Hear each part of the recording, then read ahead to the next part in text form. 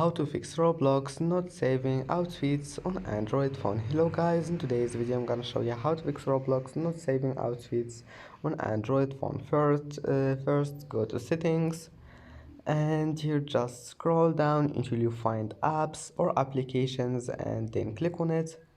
And now click apps again, and here we'll find all your installed apps, and then just type here Roblox and then click on it. Now go to storage, click clear cache, and then go to storage, click force and then go back and click force stop here and go to permissions, enable all of those permissions.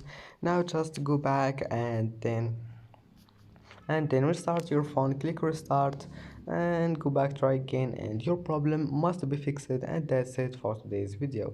If you like this video, don't forget to like and don't forget to subscribe, and see you in the next video.